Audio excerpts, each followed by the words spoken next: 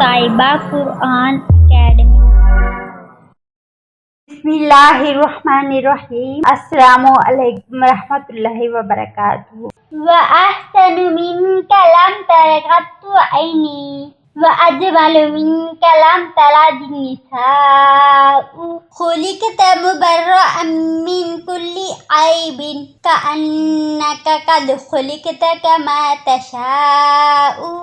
آپ صلی اللہ علیہ وسلم سے حسین میری آنکھوں نے کبھی کوئی دیکھا ہی نہیں، اور آپ صلی اللہ علیہ وسلم سے حسین و جمیل کسی عورت نے کوئی جنم ہی نہیں دیا۔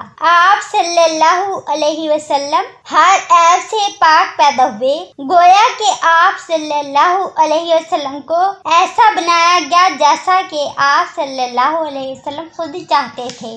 پیارے ویورز، آج میں آپ کو سیرت مصطفیٰ صلی اللہ علیہ وسلم کے بارے میں بتاؤں گی۔ محمد بن عبداللہ بن عبد المطلب، ہاشمی قریشی، اعلیٰ نسب، اعلیٰ حسب، قوم اشرف، قبیلہ اشرف، خاندان اشرف۔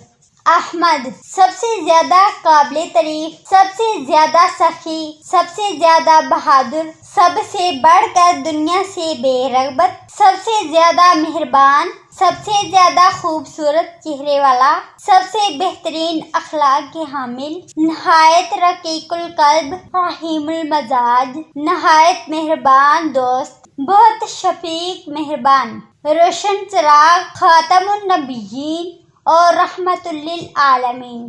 ہم آپ صلی اللہ علیہ وسلم پر ایمان کا اقرار کرتے ہیں، آپ سے محبت کا اظہار کرتے ہیں، آپ صلی اللہ علیہ وسلم سے عقیدت کا دعویٰ کرتے ہیں، آپ صلی اللہ علیہ وسلم سے نسبت پر فخر کرتے ہیں، آپ صلی اللہ علیہ وسلم پر درود اور سلام بھیجتے ہیں۔ لیکن ذرا رک کر سوچیں، کیا ہمارا ایمان، اخلاق، طرز عمل، عبادات، معمولات اور معاملات اپنی محبوب ہستی کیسوا حسنہ کے مطابق ہے؟ ہم جہاں کہیں بھی ہوں، گھر کے اندر ہوں یا گھر سے باہر، مسلمانوں کے درمیان ہوں یا غیر مسلموں میں، اپنے ملک میں ہوں یا دنیا کے کسی بھی خطے میں، کیا ہم محمد صلی اللہ علیہ وسلم کے امتی کے طور پر پہچانے جاتے ہیں؟ ہم خود سے پوچھیں، کیا ہم آپ صلی اللہ علیہ وسلم سے محبت کا حق ادا کرتے ہیں؟ کیونکہ جو شخص جس سے محبت کا دعویٰ کرتا ہے وہ اس کی اطاعت کرتا ہے، اس کی بات مانتا ہے اور اس کی پیروی کرتا ہے۔ کسی عرب شاعر نے کہا ہے، تم رسول اللہ صلی اللہ علیہ وسلم کی نافرمانی کرتے ہو اور اس کے باوجود ان سے محبت کا دعویٰ بھی کرتے ہو۔